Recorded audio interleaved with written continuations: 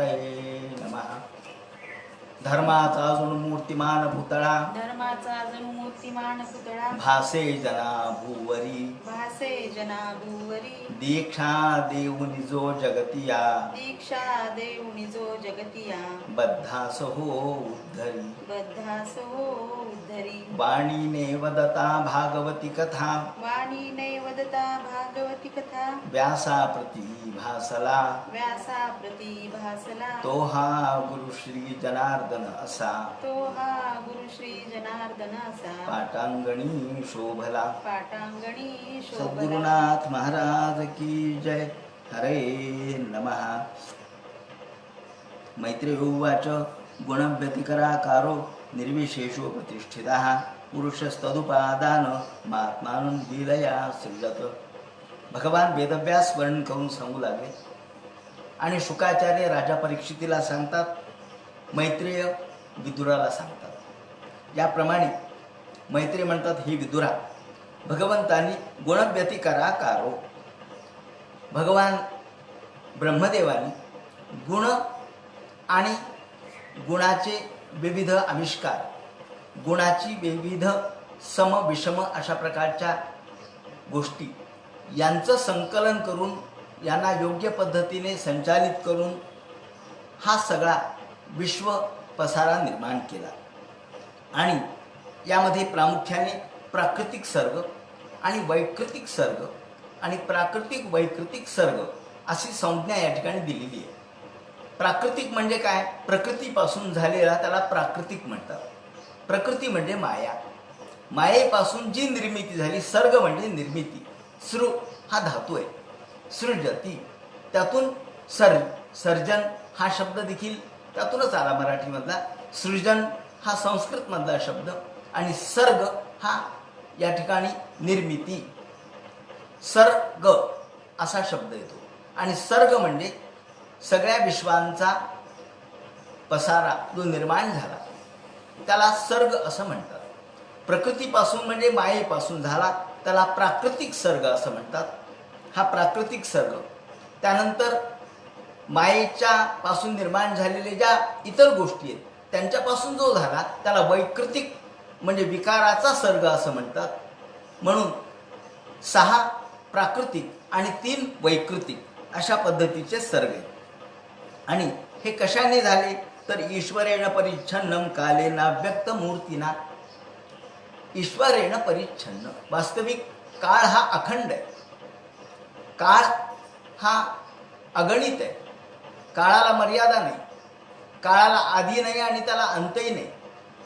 काळ हा तसा म्हटलं तर भगवंताचं स्वरूपच आहे. म्हणून कालाय तस्मै नमः असं आपण म्हणतो. काळाला नमस्कार असो, कारण काळ सुद्धा भगवंताच्याच आदेशानुसार चालतो. काळ हा आदी आणि अंत हा जसा काळाचा लागत नाही. काळ हा अखंडित आहे, तो तुकड्या तुकड्याने नसतो, पण आपण तो मानतो. काल, आज आणि उद्या असे शब्द आपण वापरतो. आपण काळाचे तुकडे केले, काळाचे विभाग केले, परंतु प्रत्यक्षात काळाचे विभाग असू शकत नाहीत. काळ हा सलग अखंड, त्याचप्रमाणे ज्याला खंड नाही, ज्याला तुकडे नाहीत, ज्याचे विभाग होऊ शकत नाहीत, जो परिच्छिन्न नाही, अपरिच्छिन्न असं काळाचं स्वरूप आहे. पण भगवंताच्या इच्छेनुसार काळ विभागला गेला, काळाचे तुकडे झाले. आपण जशा पाण्याच्या प्रवाहावर समजा काठी मारली म्हणून काही पाण्याचा प्रवाह तुटत नाही, पण तेवढ्यापुरता आपल्याला पाण्याचा प्रवाह थोडासा विस्कळीत झाल्यासारखा वाटतो. त्याप्रमाणे काळ हा प्रवाहाप्रमाणेच आहे, तो अखंड आहे, तो वाहत आहे. फक्त ईश्वराच्या इच्छेनुसार त्याच्यामध्ये खंड, तुकडे, परिच्छिन्नता आली आणि तो 3 प्रकारात म्हणजे भूत, वर्तमान आणि भविष्य यामध्ये विभागला गेला. काल आपण बघितलं की काळाच्या योगानेच हे प्रलय होतात, उत्पत्ती होते, हे काळामुळेच होते. हे कळण्यासाठी आपण साधी गोष्ट लक्षात घेऊ की का बरं आठवडे कशामुळे झाले, महिने कशामुळे झाले आणि वर्ष कशामुळे झाले? अहो, काळामुळे झाले. काळामुळेच आपण मोजलं. 1 दिवस गेला, 2 दिवस गेले, हे मोजलं आपण काळामुळे. 1 आठवडा गेला, हा काळामुळे मोजला. पण आठवडा कुठून धरला? मग आपण हा आठवडा, हा महिना, हे वर्ष हे कुठून धरलं? शेवटी कुठेतरी आपल्याला एक पक्क धरावं लागेल. मग त्याच्याही मागं जर आपण गेलो तर मग आपण इसवी सन म्हणतो किंवा शक म्हणतो. त्याच्याही मागं गेलं तर मग शक पूर्व म्हणतो, इसवी सन पूर्व म्हणतो. म्हणजे काळाला काही मर्यादा नाही आहे. पण आपण एक खूण म्हणून काळ एक निश्चित केला आणि इसवी सन मानलं, शक मानले. मग तो शक कोणताही असो, संमत हा विक्रम संमत असो, शालिवाहन शक असो, कोणतेही शक असो, शिवशक असो, हे शक आपण मानले एक खूण म्हणून, एक पक्का आधार, खुंटी म्हणून. पण त्याच्या आधी काळ होताच ना, त्याच्या आधी काळ होता, इसवी सन पूर्वाच्या आधी काळ होता.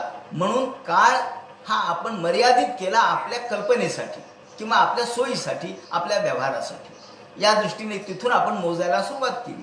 पण त्याच्या आधी काळ नव्हता असं नाही. ज्याप्रमाणे आपण पाणी हे एकच आहे, परंतु आपण म्हणतो की हे गंगेचं पाणी हा भाग माझा आहे. पाण्याचे देखील आपण आज भेद करतो की नाही. समजा गोदावरी नदी आहे, त्यातलं किती भाग, किती क्युसेक्स पाणी हे मराठवाड्याला मिळालं पाहिजे, किती. वास्तविक गंगा किंवा गोदावरी ही नाशिककडून वाहत वाहत येते. ती प्रवाह तिचा एकच आहे. त्याच्यामध्ये नाशिकचं पाणी वेगळं, बीडचं पाणी वेगळं, औरंगाबादचं वेगळं असं नसतं. पण तरीसुद्धा आपण आपल्या स्वार्थासाठी म्हणा, आपल्या सोयीसाठी म्हणा, पाण्याचे विभाग करतो. त्याप्रमाणे काळाचे विभाग केले आणि त्यातूनच नित्य प्रलय, नैमित्तिक प्रलय, त्याप्रमाणे हा सत्वादी गुणातून होणारा प्राकृतिक प्रलय, असे 3 प्रकार आपल्याला प्रलयाचे दिसतात. नित्य प्रलय म्हणजे रोज होणारा, त्याचप्रमाणे नैमित्तिक प्रलय म्हणजे काही काळानुसार होणारा, प्राकृतिक म्हणजे ज्यामध्ये सत्वादी गुण आपल्यामध्ये लीन होतात त्याला प्राकृतिक प्रलय असं म्हणतात. शेषमुखातला अग्नी जेव्हा प्रगट होतो आणि मेघ सतत 100 वर्ष वर्षाव करतात, त्याचप्रमाणे सर्वत्र हाहाकार माजतो, त्यावेळेला नैमित्तिक प्रलय त्याला म्हणतात. याप्रमाणे असे अनेक प्रलय आहेत. नव्या संकल्पनेच्या दृष्टिकोनातून मांडायचं झालं तर आपण असं म्हणू की ज्या वेळेला डायनासोर होते, आता डायनासोर राहिले नाहीत. कुठे गेले डायनासोर? तर काळाच्या प्रवाहात ते लुप्त झाले. म्हणजे त्याही वेळेला एक मोठा प्रलय आला असेल. ज्या वेळेला हिमालय नव्हता त्या ठिकाणी समुद्र होता आणि समुद्राच्या ठिकाणी हिमालय झाला, हिमालयाच्या ठिकाणी समुद्र झाला. म्हणजे ज्या वेळेला हिमालयाची उत्पत्ती झाली ती कितीतरी हजारो वर्षापूर्वी झालेली आहे. मग त्या ठिकाणी जो समुद्र होता तो कुठे गेला? तेव्हा पृथ्वीच्या गतीप्रमाणे पृथ्वीचा उत्तर ध्रुव हा दक्षिण ध्रुव होतो आणि दक्षिण ध्रुव हा उत्तर ध्रुव होतो. हे सगळं भौगोलिक जे गोष्टी आहेत, वैज्ञानिक गोष्टी आहेत, त्या आपल्या बुद्धीच्या पलीकडच्या गोष्टी आहेत. पण वैज्ञानिक लोक सांगतात, विज्ञानवादी सांगतात की पृथ्वीच्या गतीमध्ये पृथ्वी जशी स्वतःभोवती फिरते ही एक गती आहे, पृथ्वी सूर्याभोवती फिरते ही दुसरी गती आहे, परिवलन आणि परिभ्रमण. आणि तिसरी गती जी आहे ते पृथ्वीचा आस बदलतो. म्हणजे पृथ्वीचा उत्तर ध्रुव हा दक्षिण ध्रुव होतो आणि दक्षिण ध्रुव हा उत्तर ध्रुव होतो. हे कधी होतं? कोट्यवधी वर्षांनी होतं, पण ते होतं. आणि या वेळेलाच प्रलय येतो असं आपण म्हणू. याप्रमाणे असा प्रलय, नैमित्तिक प्रलय, प्राकृतिक प्रलय हे होतच असतात. ते काळाप्रमाणे होतात. म्हणजे त्यांचा काळ आला की ते होत राहतात आणि हा काळ तुमच्या आमच्यासाठी थांबत नाही. हजारो पिढ्या जातात, हजारो युग लोटतात आणि जगामध्ये घटना घडत राहतात, सृष्टीमध्ये घटना घडत राहतात. सृष्टीतल्या घटनेचा अर्थ आपल्याला लावता येत नाही. म्हणून सर्गो नवविधस्तस्य प्राकृतो वैकृतोस्तु. याप्रमाणे प्राकृतिक सर्ग 6 प्रकारचे, वैकृतिक सर्ग 3 प्रकारचे. सर्ग म्हणजे निर्मिती. पहिला सर्ग हा जो पहिल्यांदा जेव्हा महत्त्व निर्माण झालं तो पहिला सर्ग आहे. सर्ग म्हणजे निर्मिती झाली महत्त्वाची, म्हणून त्याला पहिला सर्ग असं म्हटलं. नंतर त्यातून पुढे अहंकार निर्माण झाला, हा दुसरा सर्ग. आपण बघितलं की महत्त्वापासून अहंकार निर्माण होतो, हा दुसरा सर्ग. तिसरा सर्ग हा भूत सर्ग आहे, ज्यामधून हा भूत सगळ्या सृष्टीमध्ये भूत सर्ग ज्याला आपण म्हणतो, पंचमहाभूताची निर्मिती करणारा जो तन्मात्रा ज्या तयार होतात, शब्द रूप रस गंध स्पर्श, हे जे पंचमहाभूत आहेत त्याचं सूक्ष्म स्वरूप आहे, त्याला म्हणतात भूत सर्ग. हे पंच तन्मात्रा निर्माण होतात, त्याला म्हणतात भूत सर्ग. तो निर्माण होतो. तो तिसरा. चौथा ऐंद्रिय सर्ग, ज्यामध्ये ज्ञान आणि क्रियाशक्ती, ज्ञानशक्ती आणि क्रियाशक्ती म्हणजेच आपण ज्ञानेंद्रिय आणि कर्मेंद्रिय यांची निर्मिती होते. तो चौथा सर्ग. त्यानंतर पाचवा सर्ग आहे तो ज्यामध्ये प्रत्यक्ष त्याच्या अधिष्ठात्रा म्हणजे प्रत्येक इंद्रियाच्या ज्या अधिष्ठात्री देवता आहेत त्या निर्माण होतात. म्हणजे पंच ज्ञानेंद्रिय आणि पंच कर्मेंद्रिय निर्माण झाले, पण त्यांच्या देवता म्हणजे त्यांची शक्ती त्या ठिकाणी येणं हा पाचवा सर्ग. उदाहरणार्थ डोळ्याच्या ठिकाणी सूर्याची शक्ती येणं, कानाच्या ठिकाणी दिशांची शक्ती येणं, नाकाच्या ठिकाणी अश्विनी कुमारांची शक्ती येणं, वाणीच्या ठिकाणी अग्नीची शक्ती येणं, पायाच्या ठिकाणी विष्णूची शक्ती येणं, उपस्थाच्या ठिकाणी ब्रह्माची शक्ती येणं, या सगळ्याला म्हणतात हा पाचवा सर्ग, हा देवसर्ग आहे. त्यानंतर सहावा सर्ग आहे तो तमस, ज्यामध्ये पाच ज्या अविद्या आहेत त्याचं विवरण आपण काल केलं की पाच प्रकारच्या अविद्या, ज्यामध्ये अविद्या, अस्मिता, त्याचप्रमाणे अभिनिवेश, राग आणि द्वेष ह्या गोष्टी निर्माण होतात. ह्या पाच वृत्ती निर्माण होतात. त्या पाच वृत्ती म्हणजे तम, मोह, महामोह, तमिश्र आणि अंधता मिश्र. या पाच वृत्ती हा एक सहावा सर्ग. ज्याप्रमाणे पहिला हा ज्या प्रकृतीपासून तयार झाला तो प्राकृतिक सर्ग. त्यानंतर पुढचे 3 वैकृतिक सर्ग आहेत. त्या वैकृतिक सर्गामध्ये त्याने वर्णन केलंय की रजो भाजो भगवतो लिले यमहरिमे तसा षडिमे प्राकृता सर्गा वैकृता अनपमे शृणू. आता यानंतर मैत्रेय म्हणतात, विदुरा तुला मी सहावा सर्ग सांगतो आणि त्याचं विवरण करतो. याला वैकृतिक सर्ग असं म्हणतात. यातून विकार झाले. विकार म्हणजे वाढ झाली किंवा बदल झाला, परिवर्तन झालं, त्याला म्हणतात वैकृतिक सर्ग. आवरण आणि विक्षेप यातून भगवान हा प्रकट करतात. यामध्ये 7वा आणि 6वा सर्ग त्याने सांगायला सुरुवात केली. जो 6वा सर्ग आहे तो प्रधान वैकृतिक सृष्टी, त्यातून वृक्षांची निर्मिती झाली. इतकं सूक्ष्म वर्णन या ठिकाणी केलेलं आहे, इतका बारीक विचार केलेला आहे की वैकृतिक सर्गामध्ये प्रामुख्याने वृक्ष, वनस्पती, औषधी, लता, त्यानंतर त्वक्सार. त्वक्सार म्हणजे ज्यांच्या साली जाड आहेत, अर्थात बेळू वगैरे यासारख्या. त्यानंतर विरुध आणि द्रुम हे निर्माण होतात. हे 6 प्रकारचे म्हणून त्यांनी सांगितलंय. म्हणजे ही जी वैकृतिक सर्गामधला पहिला सर्ग आहे, 7वा सर्ग, 6वा सर्ग आणि 7वा सर्ग आहे. त्यामध्ये वनस्पती, औषधी, लता, गुल्म, विरुध आणि द्रुम हे 6 प्रकारचे. म्हणजे वनस्पतीचे 6 प्रकार त्यांनी मानलेत. ते कोणते? औषधी, लता, त्वक्सार म्हणजे ज्यांची जाड साल आहे असे, विरुध आणि द्रुम म्हणजे मोठाली झाड. विरुध म्हणजे अशा ज्याला आपण झुडपं म्हणतो. आणि जे वरून त्या ठिकाणी ज्यांची जाड साल आहे असे बेळू वगैरे, ज्यांच्यामध्ये ज्ञानशक्ती नाही आहे, त्यांनी वर्णन केले अंतस्पर्शो विशेषिणा. त्याला अंतस्पर्श म्हणतात. ज्यांना ज्ञान नसतं, यांना ज्यांच्यामध्ये ज्ञानशक्ती नसते, ते फक्त स्पर्शाचा अनुभव घेऊ शकतात. म्हणजे या ठिकाणी वनस्पतीचं ज्ञान किती बारीक प्रगट केलेलं आहे. हा वनस्पतीच्या ज्ञानाचा, वनस्पती शास्त्राचा विचार आहे की यांना ज्ञान नाही आहे, यांच्यामध्ये ज्ञानशक्ती नाही, पण स्पर्श मात्र आहे. स्पर्श म्हणजे ज्यांना संवेदना आहे. आजही आपण म्हणतो, जगदीश बोसांनी सांगितलं की वनस्पतीला संवेदना असते. त्यांना जरी ज्ञानशक्ती नसली त्यांच्यामध्ये, तरी संवेदना शक्ती त्यांच्यामध्ये आहे. आणि म्हणून लाजाळूच्या झाडाच्या जवळ आपण गेलं की लाजाळूचं झाड स्वतःच्या पाकळ्या किंवा पानं असं मुकुलित करून घेतं, संकुचित करून घेतं. म्हणजे झाडांच्या मध्ये ह्या भावना आहेत, झाडांच्या मध्ये ह्या संवेदना आहेत. याचं वर्णन मैत्रेय करतात. हे यांच्यामध्ये जरी ज्ञानशक्ती नसली तरी स्पर्शाचा अनुभव ते करू शकतात. आणि या प्रत्येकामध्ये एक विशेष गुण आहे.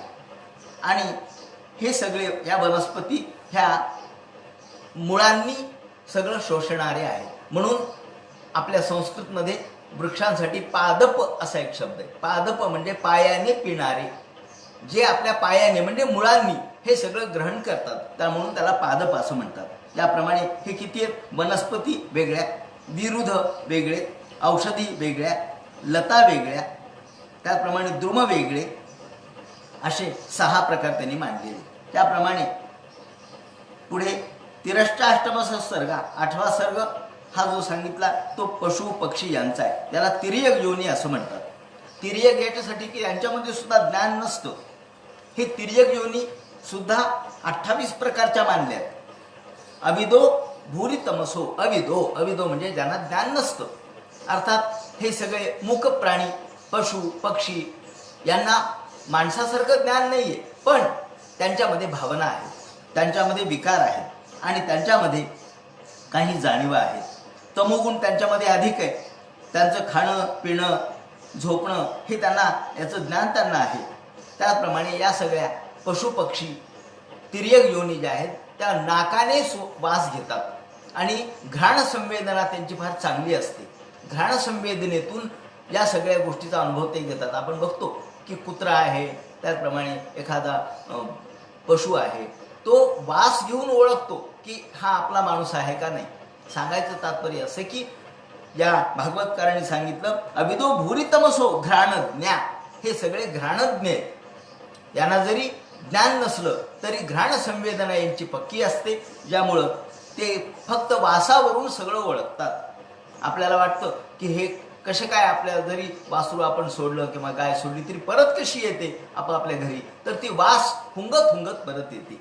या जाणीवा त्यांच्या अधिक असतात. याप्रमाणे हे 28 प्रकारचे सांगितले. हे 28 प्रकार कोणते? तर द्विषपा या ठिकाणी गाय, त्याचप्रमाणे ज्याला आपण बकरी किंवा शेळी मेंढी म्हणतो ते, त्याचप्रमाणे याच्यात पुन्हा 2 प्रकार केलेत. एक खुराचे असलेले आणि 2 खुराचे असलेले. एक खुराचे असलेले आणि 2 खुराचे असलेले असे प्रकार त्यांनी केलेत. त्यामध्ये गायी आहेत, बकरे आहेत, त्याचप्रमाणे म्हैस आहे, कृष्णमृग आहे, त्याचप्रमाणे डुक्कर आहे, तसंच नीलगाय आहे, रुरू नावाचा मृग आहे, त्यानंतर उंट आहे. द्विषभ म्हणजे 2 खुरांचे प्राणी आहेत हे सगळे. याप्रमाणे गाढव, घोडा, खेचर, त्याचप्रमाणे शरभ, चमरी, एकशफ हे सगळे 1 खुराचे प्राणी. त्यानंतर 5 नख असलेले प्राणी. यामध्ये पशु पक्षी यांचं वर्णन त्यांनी केलं आहे की कुत्रा आहे, गिधाड आहे, त्याचप्रमाणे वाघ आहे, त्याला ससे आहेत, त्याचप्रमाणे सिंह आहे, माकडं आहेत, हत्ती आहे, हे सगळे.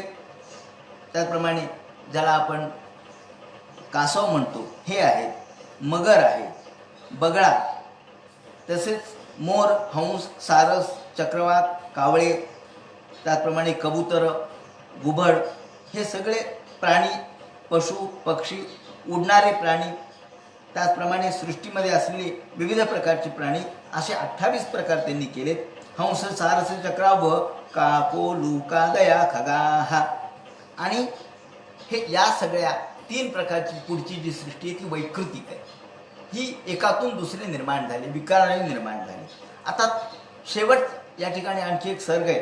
ते म्हणतात हा 9वा जो सर्ग आहे तो अर्वास्तुस्तुमे नवमाहा, तो मानवाचा सर्ग आहे. म्हणजे या सगळ्यानंतर मानवाची निर्मिती झाली आणि मानव हा रजोप्रधान आहे, रजोगुण प्रधान आहे, तो कर्मपरायण आहे, तो दुःख भोगणार आहे, कारण त्याला सुखाची म्हणजे भगवंताच्या भक्तीची जाणीव नाही. आणि रजोधिका कर्मपरा दुःखेचे सुख मानिना, तो दुःखातच सुख मानतो. ज्याला आपण जसं दुःखात सुख म्हणजे कसं, तुम्ही म्हणाल दुःखात सुख कसं काय मानतो, याचं उदाहरण आपल्याला प्रल्हादाच्या कथेमध्ये दिसतं. प्रल्हादाने भगवंताची जेव्हा नृसिंहाची स्तुती केली त्यावेळेला त्यांनी सांगितलं कंडू येणेन. अहो देवा, ज्याप्रमाणे एखाद्याला खरूज यावी एखाद्या माणसाला, आणि खरूज आली तर तो खाजवत बसतो, एवढा खाजवतो, त्या खरुजेमुळं त्याला आनंद होतो. खाजवता एवढा आनंद होतो की नको खाजू म्हणलं तरी तो खाजवतो. का आनंद होतो. पण आनंद होतो आणि दुसरीकडे त्या खरुजेतून पुन्हा रक्त यायला लागतं, त्यातून पुन्हा जखम व्हायला लागते. म्हणजे दुःख होत असतं, पण त्याच्यात तो सुख मानतो. त्याला म्हणतात कंडू येणे. माणसं हे खाज ज्याप्रमाणे माणसाची खरूज आली म्हणजे तो खाजवत राहतो, ते दुःखमय असतं तरी तो त्याला सुख मानतो. त्याप्रमाणे माणसं सुद्धा रजोधिका कर्मपरा दुःखेचे सुख माने ना, दुःखात सुख मानतो. याप्रमाणे वैकृतास येवैते देवसर्ग सत्तम, याप्रमाणे त्यांनी हे सर्ग सांगितले. आणि पुढे ते म्हणतात की 9वा सर्ग हा प्रत्यक्ष मानवत्यातून निर्माण झाला. आणि जो 10वा सर्ग आहे तो देव सर्गश्चाष्टविदो विबुधा पितरा सुराः. हा 10वा सर्ग जो आहे तो 10वा सर्ग हा प्रत्यक्ष देव, त्याचप्रमाणे देव तसेच बाकी देवसृष्टीचे प्रकार, विविध प्रकारचे देव आहेत. आणि देवांचे सुद्धा खूप प्रकार आहेत. साध्य नावाचा देव वेगळा आहे, त्याचप्रमाणे आपण वैश्वदेव नावाचा देव वेगळा आहे. असे वेगवेगळे देव आहेत. तसेच बाकीची कुमार वगैरे जे सर्ग आहेत ते सुद्धा यातून निर्माण झाले. आणि हे देवाचे सर्ग किती आहेत, किती प्रकारचे देवता आहेत, तर त्याने 8 प्रकारच्या मानल्या.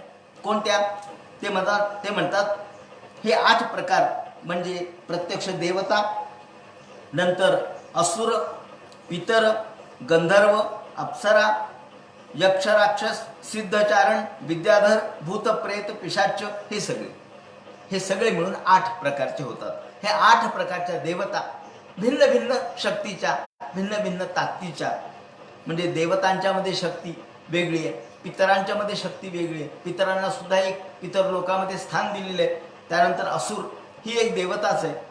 गंधर्व, अप्सर, यक्ष, राक्षस, सिद्ध, चारण, किन्नर, भूत, प्रेत, पिशाच ह्या सुद्धा खेचरी देवताच आहेत. भूतरी खेचरी देवता असं वर्णन नाथांनी सुद्धा केलेलं आहे. तेव्हा ह्या खेचरी देवता ह्या कमी गोष्टीमध्ये प्रसन्न होणारे किंवा ज्याला तामस गुणांनी युक्त असलेल्या असं आपण म्हणू. याप्रमाणे ह्या खेचरी देवता आणि ह्या सगळ्या देवता मिळून 8 प्रकारच्या आहेत. असं हे सगळं दशेते विदुराख्यात सर्ग असते विश्वसत्कृता. याप्रमाणे भगवंतांनी ही सृष्टी निर्माण केली. म्हणजे आधी प्राकृतिक सृष्टी 6 प्रकारची, वैकृतिक सृष्टी 3 प्रकारची, हे झाले 9. आणि त्या 9वामधला शेवटचा आहे मानव. आणि 10वी जी सृष्टी आहे ती देवसर्गातली, ती 8 प्रकारची. याप्रमाणे तुला मी सगळं सांगितलं. आता तुला मैत्रेय म्हणतात विदुरा, तुला मी आता काळाचं स्वरूप या ठिकाणी सांगतो. सकाल परमाणुर्वै यो भुंक्ते परमाणुताम. आता या ठिकाणी काळाचं विवरण करायला सुरुवात केलेली आहे. श्रीमद भागवत हा ग्रंथ केवळ मनोरंजनाचा नाही, तो केवळ गोष्टी माष्टी सांगितल्या आहेत असं नाही, काहीतरी भाकड कथा सांगितल्यात असंही नाही. रंजनासाठी या ग्रंथाचा उपयोग नाही आहे. हा ग्रंथ अलौकिक ज्ञान देणार आहे. हा ग्रंथ, या ग्रंथामध्ये नुसतं अध्यात्म आहे असं नाही, अध्यात्म विद्या विद्यानाम. या ठिकाणी अध्यात्म ही सुद्धा एक विद्या आहे आणि ती विद्यानाम सर्व विद्यामध्ये श्रेष्ठ मानलेली आहे. कशामुळं? तर अध्यात्मामध्ये सगळ्याच गोष्टीचा समावेश आहे. अध्यात्मामध्ये पारमार्थिक विद्येमध्ये सर्व गोष्टीचा समावेश आहे. त्यामध्ये रसायनशास्त्र आहे, त्यामध्ये भूगोल आहे, त्यात इतिहास आहे, त्यात पदार्थ विज्ञान आहे, त्यात गणित आहे, त्यात ग्रहगणित आहे. याच्यात काय नाही. यामध्ये जीवशास्त्र आहे. सगळ्या प्रकारच्या शास्त्राचा समन्वय भागवतामध्ये आहे. म्हणून भागवत हा ग्रंथ एक शास्त्रीय ग्रंथ आहे. सामान्य माणसाला किंवा दैनंदिन जे काही जीवनामध्ये व्यस्त असणाऱ्या लोकांना सुद्धा सगळ्या गोष्टीचं ज्ञान मिळावं. ठीक आहे, कथाही आहेत, त्या रंजनपर नाहीत, त्या उद्बोधनपर आहेत. परंतु रंजन किंवा उद्बोधनाच्याही पलीकडे जाऊन जे ज्ञान आहे, जे अपरिमित अशा प्रकारचं ज्ञान आहे, अलौकिक अशा प्रकारचं ज्ञान आहे, ते शास्त्रीय सिद्धांतातून नुसार व्यक्त झालेलं ज्ञान आहे, ते भागवतामध्ये व्यक्त करण्यात आलेलं आहे. आणि यामध्ये मग ते तत्वज्ञान तर आहेच आहे, मग ते सांख्य आहे, त्याप्रमाणे योग आहे, तसंच ज्याला आपण अलौकिक अशा प्रकारचं शांकर अद्वैत तत्वज्ञान आहे, हे सगळं यामध्ये आहे. पण यासोबतच भौतिक सृष्टीचं देखील विवरण आहे. पंचमस्कंधामध्ये तर तो सगळा भाग पंचमस्कंधामध्ये भौतिक सृष्टीचाच आहे. काळ, सूर्य, सूर्याची गती, पृथ्वीची गती, चंद्राची गती, हा ध्रुव ताऱ्याची स्थिती, ह्या सगळ्याचं वर्णन त्यामध्ये आहे. त्याचबरोबर इथे सुद्धा थोडक्यामध्ये काळाचं स्वरूप सांगितलंय.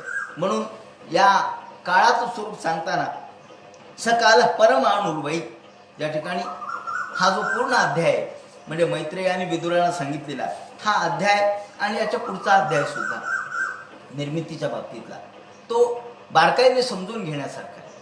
थोडासा कठीण आहे, अवघड आहे, परंतु आपल्याला भागवत म्हणजे काय, भागवतामध्ये नुसत्या गोष्टी नाहीत, नुसते केवळ रंजनाच्या बाबी नाही आहेत, तर भागवत हा ग्रंथ एक शास्त्रीय अशा प्रकारचा ग्रंथ आहे, ज्यामध्ये शास्त्रीय सिद्धांत सांगितलेले आहेत आणि जे आजही आपल्याला अमान्य करता येत नाहीत, उलट मान्यच करावे लागतात.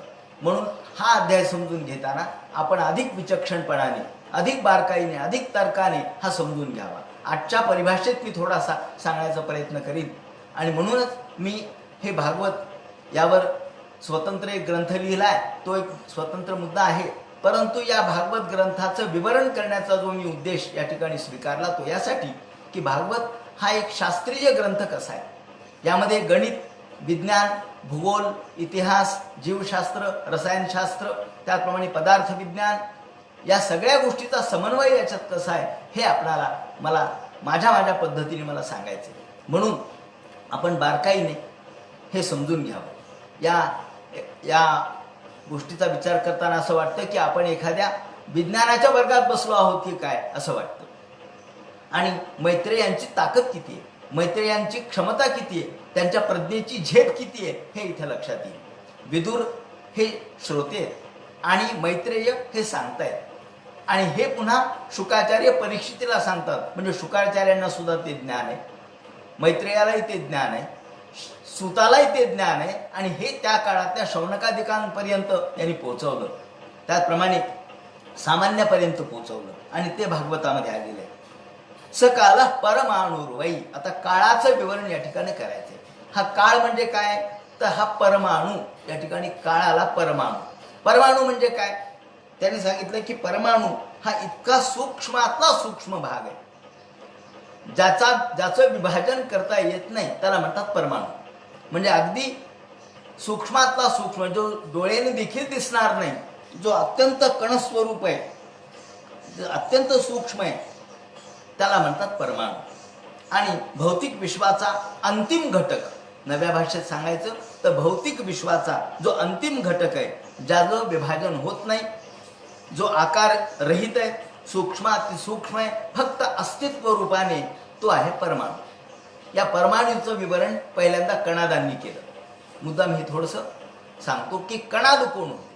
कणाद हे महर्षी होते, यांचं नाव वेगळं आहे. पूर्वी कणाद हे यांचं नाव नव्हतं, परंतु ते कण गोळा करून, धान्य गोळा करून आपली उपजीविका करायचे, म्हणून त्यांना नाव कणाद पडलं. म्हणजे धान्य वाया जाऊ द्यायचं नाही, जिथे पडलेलं असेल रस्त्यावरचं हे धान्यातले कण गोळा करायचे आणि त्यावर उपजीविका करायची, असा हा शिलोंछन वृत्तीचा माणूस होता. या कणादानी अत्यंत हुशार ज्ञानी आपल्या गुरुच्या घरी राहून विद्या आत्मसात केली आणि या कणादानी परमाणूचं तत्व मानलं. आपल्या ज्या शास्त्रामध्ये जे शास्त्र मानलेले त्या शास्त्रामध्ये हा परमाणू मानणारा कणाद हा देखील तो ईश्वराला मानत नव्हता. असं नाहीये की भारतीय शास्त्रज्ञांनी ईश्वराला न मानणाऱ्यांना बाजूला टाकलंय किंवा त्यांचा विचारच केला नाही किंवा त्यांचे ग्रंथ जाळून टाकलेत, असा प्रकार नाही. ईश्वराला न मानू द्या, परंतु त्यांनी एक आपली भूमिका मांडलेली आहे. म्हणून ही परमाणुवादाची भूमिका ही कणादाची. त्यांनी ईश्वराला शेवटपर्यंत मानलं नाही. तो म्हणाला की या विश्वाची निर्मिती या परमाणूपासूनच झाली. तो ईश्वर मानणारा नव्हता, निरीश्वरवादी होता, पण तरी सुद्धा परमाणू हाच तो तत्व शेवटचं मानतो. अगदी असं म्हणतात की मृत्यूच्या शय्येवर तो पडला, शेवटचा मृत्यूच्या घटका मोजू लागला, त्यावेळेला लोक म्हणले, अहो आता तरी तुम्ही ईश्वर माना. तो म्हणला, नाही, पिलव पिलव पिलव असं म्हणून तोचा मृत्यू झाला. पिलव म्हणजे कण, परमाणू. मी मानणारच नाही, मी परमाणूलाच श्रेष्ठ माने. असो हा प्रत्येकाच्या दृष्टिकोनाचा भाग आहे.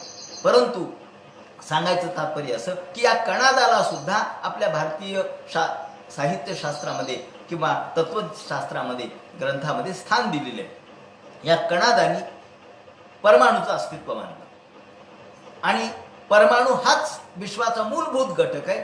ईश्वर जर मानायचा झाला तर परमाणू हाच ईश्वर आहे अशी त्यांची भूमिका होती. काही लोकांचे नाही का काळ हीच ईश्वर आहे अशी भूमिका आहे. सेश्वर सांख्य आणि निरीश्वर सांख्य. तर सेश्वर सांख्य हे ईश्वर मानतात, पण निरीश्वर सांख्य हे काळ हाच ईश्वर मानतात. आणि म्हणून सकाला पंचविंशती ही 25वं तत्व म्हणजे काळ, आणि काळ हाच ईश्वर. याप्रमाणे निरीश्वरवादी भूमिका भारतीयांनी स्वीकारलेलीच आहे. परमाणूंच्या हालचालीवरून कालगणना केली जाते. आता आपण मुद्द्यावरती येऊ की काळ म्हणजे काय. थोडासा अवघड विषय हा, आपण तो बारकाईने समजून घ्यावा. केवळ मनोरंजनाचा नाहीये, गोष्टी माष्टीचा नाहीये. तेव्हा काळ हा काय घटक आहे आणि काळाचं परिमाण कसं करायचं, तर परमाणूच्या हालचालीवरून कालाची गणना केली जाते. म्हणजे आण्विक काळ जितका आण्विक अवकाश व्यापतो, या ठिकाणी काळ आणि अवकाश हे परस्पर संबंधित घटक आहेत. काळ आणि अवकाश, ज्याला आपण टाइम अँड स्पेस असं म्हणतो नव्या भाषेमध्ये, की टाइम आणि स्पेस, काळ आणि अवकाश.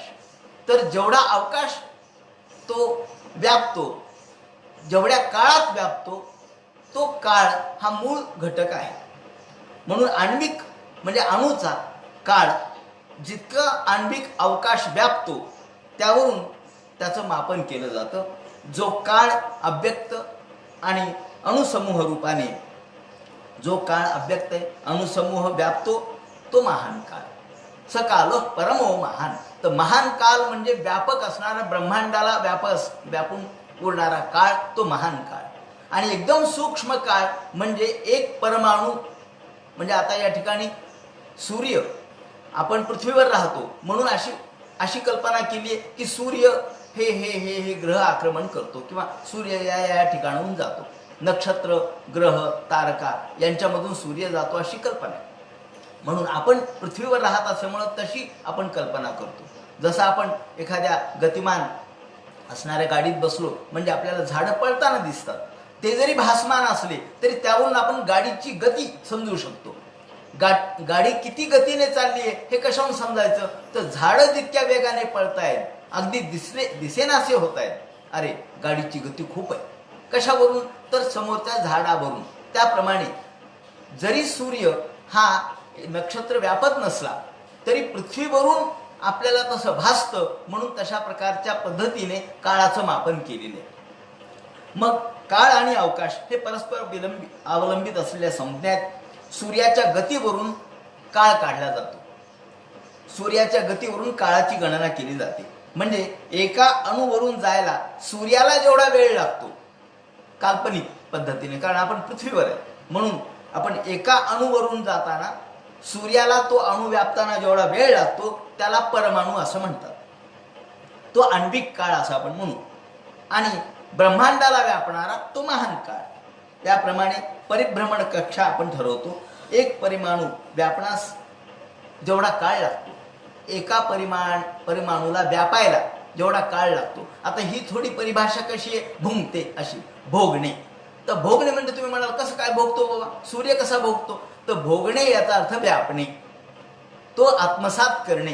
कारण ही सगळी परिभाषा ही पंचांगातली आहे किंवा जुन्या पद्धतीची आहे. त्यामुळं एक परमाणू व्यापायला जेवढा कालावधी सूर्याला लागतो त्याला परमाणू असं म्हणतात.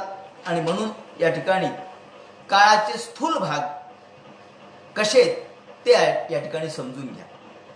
काळाचे स्थूल भाग म्हणजे दोन अणू म्हणजे एक दुहेरी अणू. आता या ठिकाणी गणित दिलेलं आहे त्यांनी. दोन अणू म्हणजे एक दुहेरी अणू, तीन दुहेरी अणू म्हणजे एक त्रसरेणू. त्रसरेणू म्हणजे खिडकीतून किंवा झरोक्यातून आपल्याला जो बारीक कण दिसतो तो त्रसरेणू. ते तीन दुहेरी अणू म्हणजे एक त्रसरेणू. तीन त्रसरेणूंचा एकत्रित होण्याचा जो काळ आहे त्याला एक त्रुटी असं म्हणतात. आपण म्हणतो ना त्रुटी, जुन्या काळामध्ये त्रुटी शब्द वापरत असत. कृष्णाच्या बाबतीत असं म्हटलंय की कृष्ण एक क्षणभर जरी नाही दिसला तरी ह्या गोपिकांना तो युगाचा काळ वाटत असे. त्रुटीर युगायते त्वाम पश्चाताम असं दशमस्कंदात वर्णन आहे की तुला न पाहता एक त्रुटी जरी गेली तर युग गेल्यासारखं वाटायचं. असो, त्याला त्रुटी म्हणतात. तर त्रुटी म्हणजे तीन त्रसरेणूच्या एकत्रित होण्याचा काळ, त्याला एक त्रुटी. अशा 100 त्रुटी म्हणजे एक भेद. आता बघा किती सूक्ष्म विचार काळाचा केलेला आहे. अजून आपण क्षणापर्यंत आलेलो नाही, मोमेंट पर्यंत आलेलो नाही. आपण पाश्चात्य विज्ञान शिकून फक्त मोमेंट शब्द स्वीकारला, पण त्याच्या मागे किती काळ आहे बघा. किती सूक्ष्म काळाचे भेद केलेत, परिमाण केलेत. या ठिकाणी एक त्रुटी म्हणजे सांगितल्यानंतर 100 त्रुटी म्हणजे एक वेद, 3 वेद म्हणजे एक लव, एक लव, 3 त्रुटी म्हणजे एक लव, आणि 3 लव म्हणजे एक निमिष. निमिष म्हणजे पापणी लवायला जेवढा वेळ लागतो त्याला निमिष म्हणतात. निमिषोन्मेष म्हणजे पापणी लवणे आणि उघडणे, पापणी झाकणे आणि उघडणे, याला एक निमिष म्हणतात. एक निमिष म्हणजे 3 लव झाले. आणि एका सेकंदाचे, आता एक निमिष म्हणजे त्यांनी सांगितलंय किंवा त्रुटी म्हणजे सांगितलंय. त्रुटी म्हणजे काय, नव्या भाषेमध्ये एका अभ्यासकाने हे मांडलंय की एका सेकंदाचे 1687 जर भाग केले, एका सेकंदाचे 1687.5 एवढे जर भाग केले तर त्याला एक त्रुटी असं म्हणतात. एक सेकंदाचे 1687.5 एवढे भाग केले तर त्यातला एका भागाला त्रुटी म्हणतात. तेव्हा सांगायचं असं की किती सूक्ष्मपणाने या काळाचा विचार या ठिकाणी केलेला आहे. या कालगणनेसाठी सूर्य हा केंद्र मानलाय. अगदी आजच्या विज्ञानाची मी तुम्हाला परिभाषा सांगेन की आज देखील आयनिक वृत्तावर सूर्य आणि चंद्र व इतर ग्रहांची मांडणी करण्यात आलेली आहे. आज देखील ग्रहगोलाचा अभ्यास करणारी जी अभ्यासक मंडळी आहेत, गणितज्ञ आहेत, त्यांनी आयनिक वृत्तावर सूर्य आणि चंद्र आणि इतर ग्रहांची मांडणी केलेली आहे. आणि विज्ञानाने याचप्रमाणे चंद्राची गती सूर्याच्या अपेक्षेने मांडलेली आहे. वास्तविक ती पृथ्वीच्या सापेक्ष आहे. सूर्याची गती चंद्राच्या अपेक्षेने मांडली आहे, वास्तविक ती पृथ्वीच्या सापेक्ष आहे. आणि यामध्ये भौतिक कालगणना, मग सूर्य सिद्धांत आहे, ग्रह गणित आहे, जुन्या काळातले भास्कराचार्य आहेत, दुसरे भास्कराचार्य आहेत, या सगळ्यांनी, वराहमिहिर आहेत, या सर्वांनी या पद्धतीने सगळं ग्रहगणित मांडलेलं आहे. कालगणनेसाठी सूर्य हे केंद्र धरलं आहे. आणि सूर्य आत्मा जगतस्तु चष्टा विषय या ठिकाणी थोडा अवघड आहे, परंतु तो मी मुद्दाम सांगायचा यासाठी प्रयत्न करतो की आपल्याला भागवत म्हणजे केवळ मनोरंजन आहे, काहीतरी गोष्टी सांगितल्यात, काहीतरी पुराणातली वांगी पुराणात ठेवली आहेत असं नाही आहे. या ठिकाणी शास्त्र कसं मांडलंय हे मला सांगायचंय. आणि म्हणून भास्कराचार्यांनी जो या ठिकाणी सूर्य सिद्धांत मांडला, त्यांनी जो ग्रंथ लिहिला, त्या ग्रंथामध्ये त्यांनी सूर्याच्या प्रकाशाचे 7 रंग देखील मांडलेले आहेत. म्हणजे आजच फक्त सप्तरंग आपल्याला दिसतात असं नाही, भास्कराचार्यांनी सुद्धा त्याचं वर्णन केलंय. एवढंच कशाला, भागवताच्या 5म स्कंधात याचं वर्णन आहे. आणि यालाच आपण सूर्याचे 7 घोडे म्हणतो. प्रतीकात्मक आहे, रूपकात्मक आहे हे. म्हणून आपण रूपक समजून घेतलं पाहिजे, प्रतीक समजून घेतले पाहिजेत. हे 7 रंग म्हणजे 7 घोडे. त्याचप्रमाणे भास्कराचार्यांनी त्रिनाभी असा शब्द वापरलाय. तसाच भागवतामध्ये सुद्धा त्रिनाभी हा एक शब्द आलेला आहे. याचा अर्थ काय, तर सूर्याच्या 3 गती आहेत. कोणती गती, सूर्याच्या 3 गती म्हणजे सूर्याचे 3 फिरण्याचे प्रकार आहेत. एक, सूर्य हा स्वतःभोवती गरगर गरगर फिरतोच आहे. नंतर तो आकाशगंगेभोवती फिरतोय. आज विज्ञान सिद्ध करतंय की सूर्य आकाशगंगेभोवती फिरतो. आणि तिसरी गती सूर्याची आहे ती ताऱ्याभोवती फिरण्याची. याप्रमाणे त्याला त्रिनाभी म्हणजे ज्याचे 3 गती आहेत असं मानलं. आता ही जी परिभाषा आहे, ही परिभाषा आज कळत नाही म्हणून आपण त्याला विज्ञानाच्या पर्यंत नेत नाही. परंतु अनेक शास्त्रज्ञ, मोठमोठे जयंत नारळीकरांच्या सारखे यांनी याचा अभ्यास केलेला आहे. विजय भटकरांच्या सारखेने याचा अभ्यास केला आहे. आणि त्यांचे ग्रंथ वाचूनच मी तुम्हाला हे सांगतो. याप्रमाणे भास्कराचार्यांनी वर्णन केलंय की लंकेमध्ये सूर्योदय झाला तर सिद्धपुरामध्ये, सिद्धपूर म्हणजे आजचं ग्वाटेमा, त्या सिद्धपुरामध्ये सूर्यास्त होतो. यमकोटी म्हणजे कोरियामध्ये दुपार असते आणि रोममध्ये रात्र असते. म्हणजे पहा, लंकेत जर सूर्योदय झाला तर ग्वाटेमामध्ये म्हणजे त्या काळचं सिद्धपूर तिथे सूर्यास्त होतो. यमकोटी दुपार, यमकोटी म्हणजे कोरिया, आणि रोममध्ये रात्र असते. सांगायचं तात्पर्य असं की सूर्य जिथे उदय पावतो त्याच्या समोर शंकूच्या सरळ रेषेत जर सूत्र धरलं तर ते ज्या दिशेने त्या प्रदेशामध्ये पडेल तेथे तेच तिथं अस्त असतात, तिथे अस्तमान होतो म्हणजे विरुद्ध टोक असतं. जिथे सूर्योदय होतो त्याच्या एकदम विरुद्ध टोकाला सूर्यास्त आहे. ज्याप्रमाणे ज्ञानेश्वर माऊलींनी सुद्धा आणि उदयास्ताचेनी प्रमाणे न चलता सूर्याचे चालणे असं स्पष्टपणे म्हटलेलं आहे. सूर्य चालत नाही, पण आपण उदयास्ताचेनी प्रमाणे सूर्य उगवला आणि सूर्य मावळला असं म्हणतो. का तर आपल्या सोयीसाठी म्हणतो. उदयास्ताचेनी प्रमाणे न चलता सूर्याचे चालणे. सूर्य चालत नाही पण चालल्यासारखा दिसतो म्हणून आपण बोलतो. असो, अर्थात सूर्य उदय होत नाही आणि सूर्यास्तही होत नाही. म्हणून त्यांनी वर्णन सुद्धा असं केलेलं आहे की सूर्योदयाच्या आणि उदयास्ताच्या वेळेला सुद्धा सूर्याचा प्रकाश तेवढाच प्रखर आहे जेवढा दुपारी असतो. म्हणजे त्यात काही बदल होत नाही असं वर्णन भास्कराचार्यांनी सुद्धा केलेलं आहे. सांगायचं वर्णन असं की भागवतामध्ये या सगळ्या ज्ञानाचा परिपाक आपल्याला दिसतो. आणि म्हणून आता काळाची गणना या पातळीवर करत असताना त्यांनी 3 निमिष, म्हणजे मगाशी आपण निमिषाचा विचार केला की 3 लव म्हणजे 1 निमिष आणि 3 निमिष म्हणजे 1 क्षण, ज्याला आज आपण म्हणतो 1 सेकंद. 1 सेकंदभर थांब, 1 क्षणभर थांब. तर क्षण म्हणजे 3 निमिष आणि निमिषाच्या मागं आपण कुठपर्यंत गेलोय? परमाणूपर्यंत गेलोय. असो, 5 क्षण म्हणजे 1 काष्ठा, 15 काष्ठा म्हणजे 1 लघु आणि आजच्या नव्या भाषेत 1 लघु म्हणजे 2 मिनिटाचा काळ. त्याला ते 15 काष्ठा म्हणजे 1 लघु आणि 1 लघु म्हणजे 2 मिनिटाचा काळ असं आजचे शास्त्रज्ञ मानतात.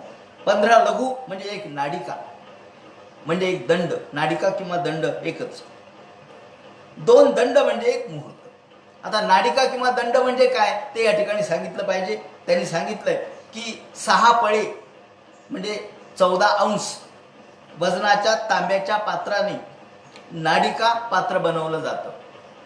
नाडिका पात्र बनवलं जातं. त्यामध्ये 4 मास भाराच्या 4 अंगुली लांबीच्या सोन्याच्या तारेने छिद्र पाडलं जातं. कारण ज्यापेक्षा मोठी तार नको, कारण त्याचा व्यास बदलेल.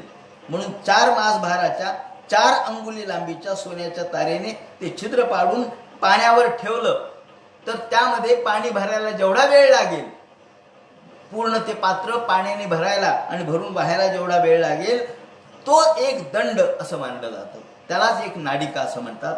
सांगायचं असं की याप्रमाणे नाडिका आणि दंड किंवा हा कालावधी कसा काढला.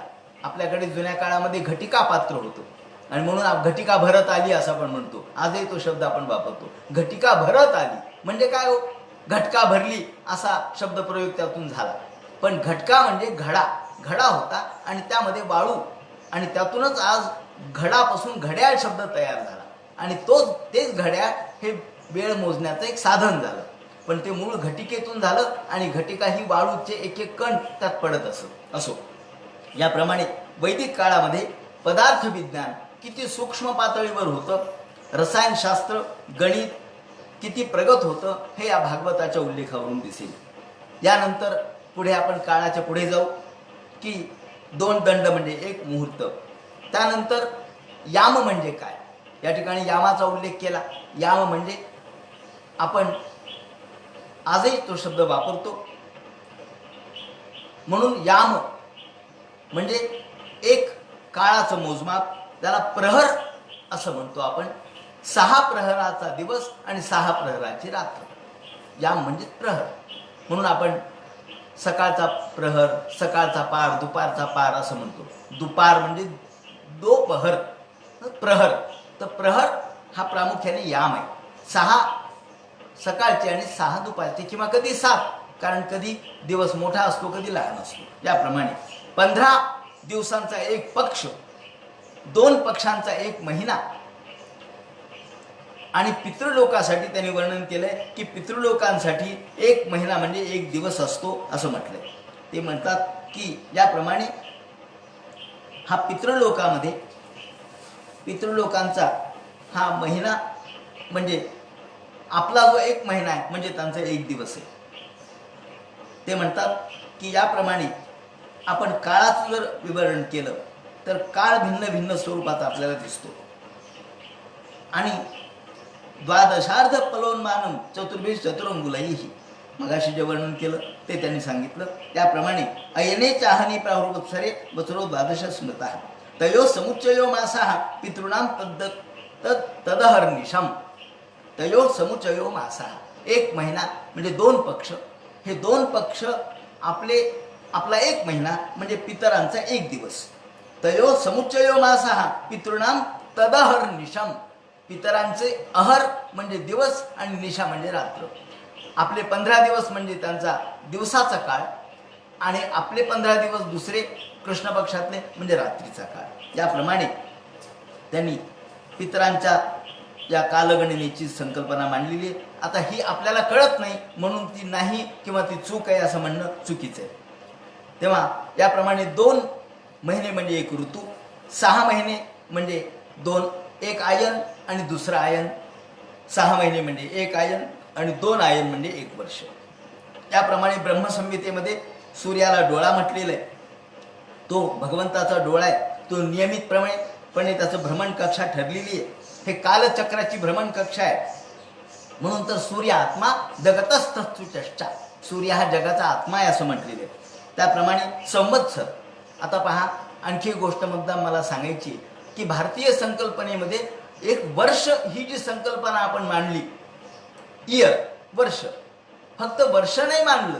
किती सूक्ष्म विचार आहे की वर्षाचा विचार सुद्धा वत्सर, संवत्सर, इडावत्सर, परिवत्सर, अनुवत्सर हे प्रकार मानलेले आहेत. हे कोणाकोणाचे प्रकार आहेत तर संवत्सर म्हणजे सौर वर्ष. आता एक वेगळी भूमिका अशी आहे की नवे अभ्यासक असं मानतात, म्हणजे नवे म्हणण्यापेक्षा सुद्धा जे असं म्हणतात की आता कलियुग संपलं आणि सत्ययुग आलं. त्याचे विवरण मी वाचलं. गेले 40-50 वर्षाचं पुस्तक देखील माझ्या वाचनात आलं. त्या पुस्तकामध्ये त्याने असं वर्णन केले की कलियुग समाप्त झालंय आणि सत्ययुग सुरू झालंय. अक्कलकोटचे गजानन महाराज हे देखील असं म्हणायचे की कलयुग हे संपत आलेलं आहे आणि सतयुग सुरू हो रहा है, युग में परिवर्तन आ रहा है असं ते म्हणायचे. तेव्हा आता परिवर्तन येण्याचा जो काळ आहे तो काळ सुद्धा संध्याकाळ असं म्हणतात. आपण त्याला संध्याकाळ म्हणतो. संध्या म्हणजे संधिकाळ, म्हणजे एक युग संपला आणि दुसरं युग यायले, यातला मधला काळ याला संधिकाळ म्हणतात. काळाच्या बाबतीत त्यांनी संधिकाल आणि अंशकाल असा प्रकार केलाय. अंशकाल म्हणजे एक युग संपला आणि दुसरं सुरू झालं, तो अंशकाल, आणि निर्माण होण्याचा काळ हा संधिकाळ. याप्रमाणे अंशकाल आणि संधिकाल असे शब्द संज्ञात्मक वापरलेत.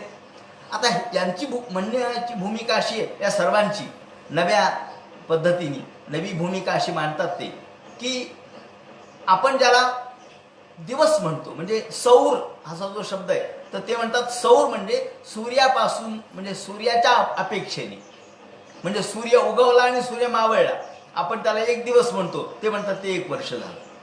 आता ती त्यांची भूमिका मुद्दाम सांगावी मी. याला त्यांनी सौर दिवस म्हणजे सौर वर्ष म्हणलं, म्हणजे एका दिवसाला 1 वर्ष अशी कल्पना केली आहे.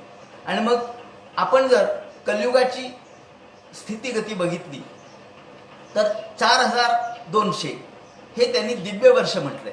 ते म्हणतात हे 4200 हे वर्षच आहेत, म्हणजे एवढे 4200 वर्ष झालेत आणि अर्थातच कलियुग समाप्त झाले. या 4800 आता कलियुगाची संकल्पना, कलियुगाचे वर्ष 4,32,000 एवढे सांगितले. या 4,32,000 ते म्हणतात एवढे दिवस म्हणजेच सौर वर्ष. आपल्या दृष्टिकोनातून जो दिवस आहे तो सूर्याच्या दृष्टिकोनातून वर्ष आहे. कारण सूर्य उगवला आणि सूर्य मावळला त्याला त्यांनी सौर वर्ष असं म्हटलं. आणि म्हणून 4,32,000 हे ज्याला वर्ष आपण म्हणतो ते म्हणतात ते दिवस आहे. आणि या दृष्टीने कलियुग संपलंय आणि सतयुग सुरू झालंय असा त्यांची भूमिका आहे. ती मान्य न मान्य ही गोष्ट वेगळी, परंतु पुराण संकल्पनेच्या अनुषंगाने जर लक्षात घेतलं तर ते म्हणतात की संवत्सर कशाला म्हणायचं तर सौर वर्ष म्हणजे सूर्याच्या अपेक्षेने झालेले वर्ष. परिवत्सर म्हणजे बृहस्पतीचे म्हणजे गुरुचे. आता गुरुचा स्वतःभोवती फिरण्याचा काळ आणि सूर्याभोवती फिरण्याचा काळ हा भिन्न भिन्न आहे. म्हणजे पृथ्वीपेक्षा गुरुची फिरण्याची गती भिन्न आहे. पृथ्वीच्या दृष्टिकोनातून आपण त्याला 24 तास म्हणू आणि 365 दिवस असं म्हणू किंवा 360 दिवस असं म्हणू. पण बृहस्पती किंवा गुरु याचं परिभ्रमण वेगळे आणि परिवलन वेगळे, म्हणून त्याला त्यांनी परिवत्सर असं म्हटलं. त्यानंतर आपलं जे आहे ते सावत किंवा 360 दिवसांचे त्याला इडावत्सर म्हटलं. म्हणजे आपण ज्याला वत्सर किंवा ज्याला आपण इयर म्हणतो ते खरं म्हणजे इडावत्सर आहे, हे इडावत्सर. त्यानंतर चांद्र त्याला अनुवत्सर असं म्हटलंय. चंद्राची फिरण्याची गती आणि त्याची स्थिती त्यानुसार मोजलेलं वर्ष याला अनुवत्सर असं म्हटलंय. आणि नक्षत्राच्या दृष्टिकोनातून मोजलेलं वर्ष याला वत्सर किंवा नाक्षत्र वर्ष असं म्हटलंय. म्हणजे नक्षत्राच्या अनुषंगाने आता तर हे विज्ञानाने स्पष्ट केले की प्रत्येक काळाच्या दृष्टिकोनातून प्रत्येकाच्या ग्रहावरचा काळ भिन्न आहे. सूर्यावरचा काळ भिन्न आहे, चंद्रावरचा काळ भिन्न आहे, त्याचप्रमाणे शनिवरचा काळ भिन्न आहे, गुरुवरचा काळ भिन्न आहे. काळ सगळा सारखा नाही. प्रत्येक ग्रहाच्या स्थितीगतीनुसार काळाची भिन्नता आहे. आणि म्हणून या ठिकाणी किती प्रकारचे वत्सर मानलेत तर संवत्सर, परिवत्सर, त्याचप्रमाणे इडावत्सर, अनुवत्सर आणि वत्सर अशा एवढ्या संकल्पना त्यांनी मांडल्यात. त्याचप्रमाणे युगांत समयी सनक, सनंदर, सनातर, सनत कुमार हे कालचक्राच्या पलीकडे. कालचक्र जिथे नाही तिथे हे जाऊन राहिलेले आहेत. त्यामुळं 4 युग संपले तरी त्यांच्यावर काही परिणाम होत नाही. हे 4 युग म्हणजे काय तर एकत्रित वर्ष त्याचे किती होतात त्याचं त्यांनी प्रमाण दिलेलं आहे. 43,20,000 एवढे. सत्ययुग हे देववर्ष 4,800, त्रेतायुग देववर्ष 3,600, द्वापारयुग हे देववर्ष 2,400 आणि कलयुग 1,200 देववर्ष. आपण देववर्षाची संकल्पना पाहिलेली आहे की देववर्ष म्हणजे माणसाच्या 360 वर्षा एवढे होतात.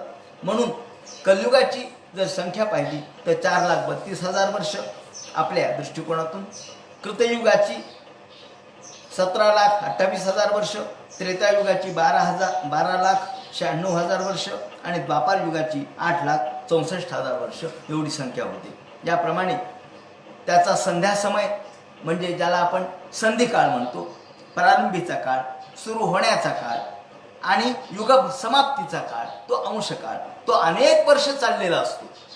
अनेक वर्ष असं काही नाही. आता सूर्य मावळल्याबरोबर सगळा अंधार पडतो का नाही. किती वेळाने अंधार पडतो. समजा सूर्य 6:45ला मावळला तर अंधार पडायला 7:30 तरी वाजतात.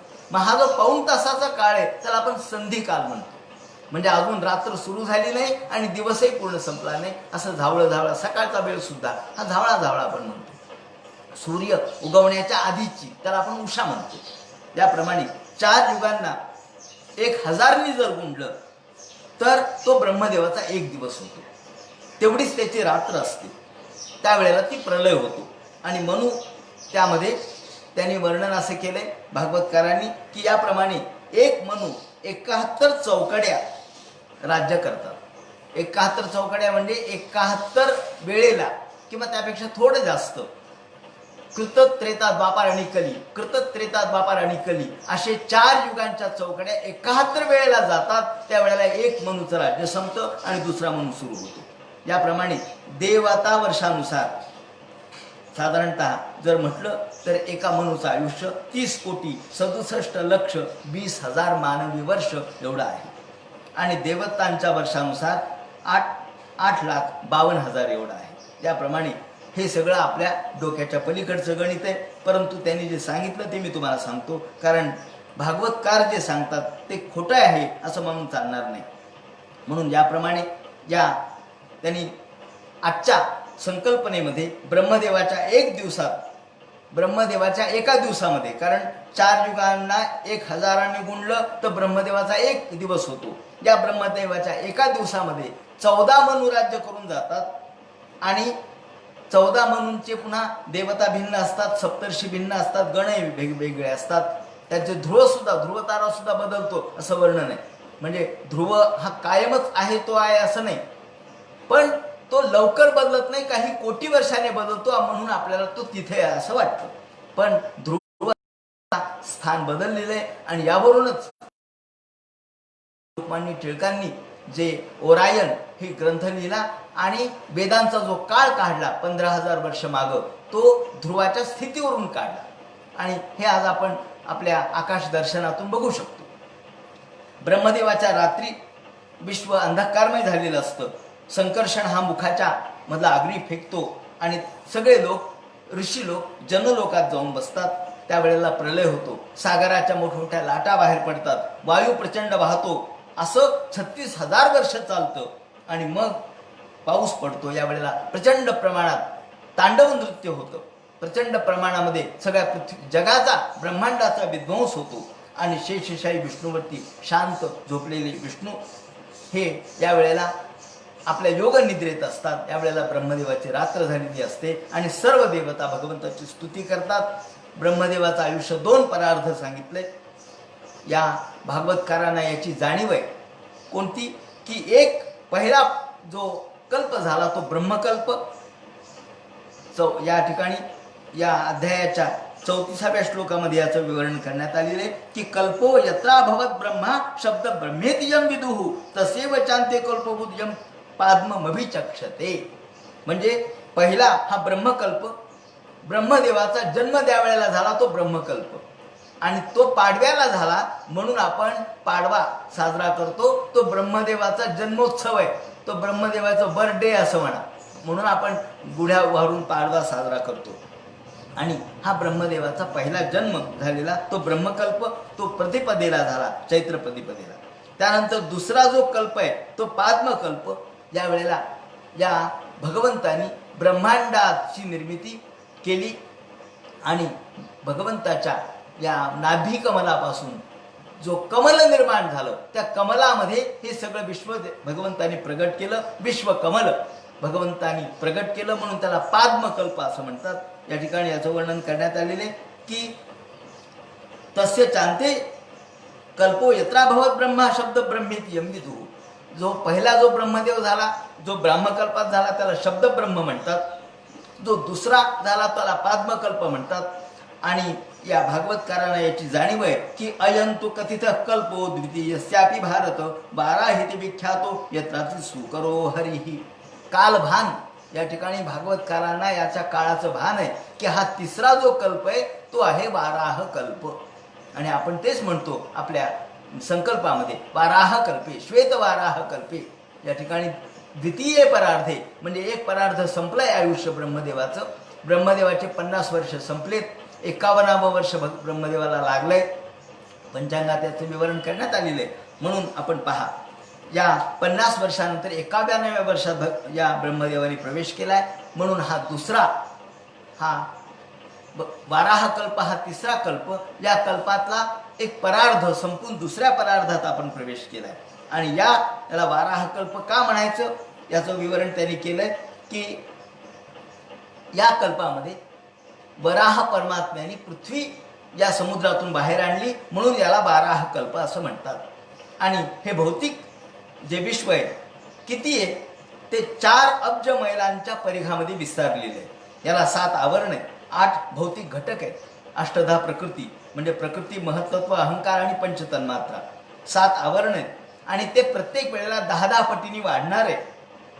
जयंत नारळीकरांनी सुद्धा म्हटलंय की हे विश्व दर सेकंदाला विस्तारतंय. याचा अर्थच असा की हजारो पट हे वाढत चाललेले आहे. 10-10 पट याचे एक एक आवरण वाढतायत. 16 प्रकारामध्ये याचं परिवर्तन होत आहे. असं हे अनेक, एकच ब्रह्मांड नाही, हजारो कोट्यवधी ब्रह्मांड आहेत. आणि भगवान महाविष्णूच्या एकेका रोमामध्ये हे सगळे ब्रह्मांड आहेत. हे आवरण एकमेकाला चिकटून आहेत. अशा प्रकारचं वर्णन या ठिकाणी शब्द ब्रह्माचं करण्यात आलं. आणि अयं तू कथित कल्पो द्वितीयस्यापि भारतो 12 हिते विख्यातो यत्राची सुकरो हरी कालोयम विपदाख्यो निमेष उपचर्यते. याप्रमाणे या कल्पाचं वर्णन केलं की आता हा वाराह कल्प सुरू आहे. याचं भान, याची जाणीव, याची पूर्ण कल्पना भागवत सांगणाऱ्या या ठिकाणी मैत्रेयाला आहे, त्याचप्रमाणे सुतानाही आहे आणि शुकाचार्यांनाही आहे. म्हणून या ठिकाणी हे सगळं खोटं आहे किंवा काहीतरी कल्पित आहे असं म्हणणं बरोबर नाही. कारण आपली बुद्धी तिथपर्यंत पोहोचत नाही म्हणून आपण तसं म्हणतो. पण या ठिकाणी सांगणारे जे ज्ञानी आहेत त्यांना खोटं सांगून काय प्राप्त करायचं होतं याचं उत्तर आपल्याला काय मिळेल? खोटं कशाला सांगतील? लोकांना ज्ञान सांगायचंय, लोकांना खोट्या गोष्टीमध्ये भुलवायचं नाही. म्हणून ही सगळी गणिताची मांडणी केलेली आहे, कालाची मांडणी केलेली आहे. आणि कालाचा सूक्ष्म आणि कालाचा परम विचार म्हणजे व्यापक विचार या ठिकाणी केला. हा आजचा भाग थोडासा अवघड होता, वैज्ञानिक होता, सिद्धांताच्या पातळीवरचा होता. आपल्याला या अशा अवघड बौद्धिक गोष्टीची फारशी सवय नसते, परंतु भागवतामध्ये किती सूक्ष्म प्रमाणात गणिताचं, पदार्थ विज्ञानाचं आणि शास्त्राचं विवरण करण्यात आलं एवढं यातून लक्षात यावं. पंचमस्कंधात तर याहीपेक्षा सूक्ष्म वर्णन करण्यात आलेलं आहे. त्या संबंधीचा विचार आपण भागवतातील विज्ञान या अनुषंगाने करणारच आहोत. परंतु यानंतर ब्रह्मदेवानी जी विविधतापूर्ण सृष्टी निर्माण केली, वेगवेगळ्या प्रकारच्या सृष्टीतून मग मानस सृष्टी कशी निर्माण केली, रुद्र कसा निर्माण झाला, त्याचप्रमाणे 10 ब्रह्मर्षी कसे निर्माण झाले या संबंधीचे जे विवरण करतील तो सगळा भाग उद्या सांगण्यात येईल. हरे नमः. पुंडलीकवरती हर विठ्ठल. सीताकांत स्मरण. जय जय राम. पार्वतीपते हर हर महादेव. श्रीमज्जनार्दन गुरुमूर्तये.